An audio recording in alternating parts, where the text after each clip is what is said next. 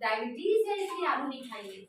आलू ठीक है, उसमें थोड़ा सा शुगर लेवल ज्यादा होते हैं रखते हैं, लेकिन मैंने तो वेट लॉस के लिए मंजुला मैम को कहा था चावल और आलू की सब्जी खाइए, आलू टमाटर की सब्जी जो कि मेरा फेवरेट था।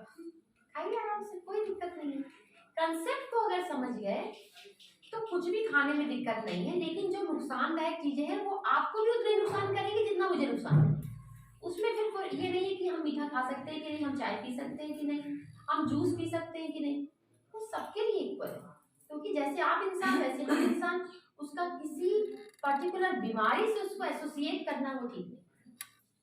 ठीक है, क्यों? क्योंकि गलतियों से ही बीमारियां आई, वो गलतियां अगर हम रिपीट करते रहेंगे तो बीमारियां जाएंगी नहीं।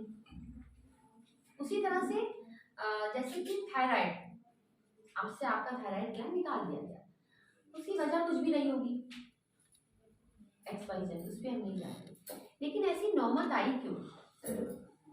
क्योंकि थायराइड ग्लैंड के चारों तरफ उतने ज्यादा टॉक्सिन का एक्यूमुलेशन हो गया, मतलब अनवांटेड फैट जब जमा हो जाता है तो थायराइड ग्लैंड प्रॉपर काम करना बंद कर देती है।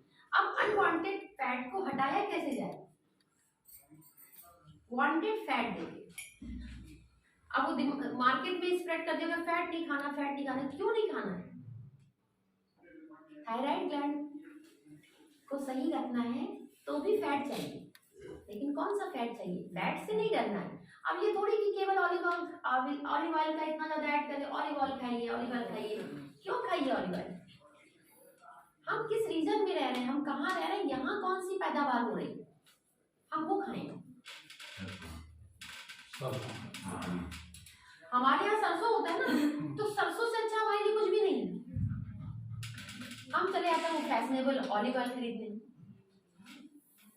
तो प्रकृति के विरुद्ध अगर हम जाएंगे तो बॉडी तो वैसा नहीं एडजस्ट हो सकती। अब मुझे कई लोग बहुत तरह के तर्क देते हैं, जैसे अक्सर मैं जब पिज्जा वगैरह के बारे में बोलती हूँ तो लोग कहते हैं मैम इडली वगैरह में तो देखिए सब वही खाते हैं, तो क्या सब बीमार है क्या? शायद आप लोग के दिमाग में भी आता होगा ऐसा, पिज्जा और ये सब बर्गर मैंने आज तक नहीं खाया, कभी भी नहीं खाया।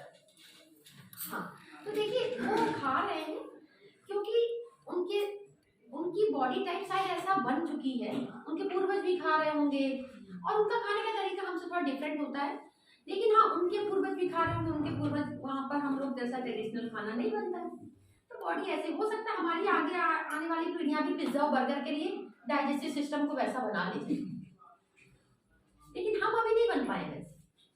तो हम सोचें कि हम पिज्जा बर्गर खा के बहुत अच्छे से सरवाइव कर लेंगे, नॉट पॉसिबल। या हम रोज कोल्ड ड्रिंक और सॉफ्ट ड्रिंक और हार्ड ड्रिंक लेके बिल्कुल बढ़िया से फिट रह पाएंगे, तो नॉट पॉसिबल। अब उसमें भी कई तरह के तर्क आते हैं, वो भी तो रेगुलर पीते हैं, ठीक है, वो उनका बॉडी उस तरह से एडजस्ट सूट कर जाता कोई चीज सूट करने का भी नहीं मतलब है। आपकी बॉडी वैसी बन गई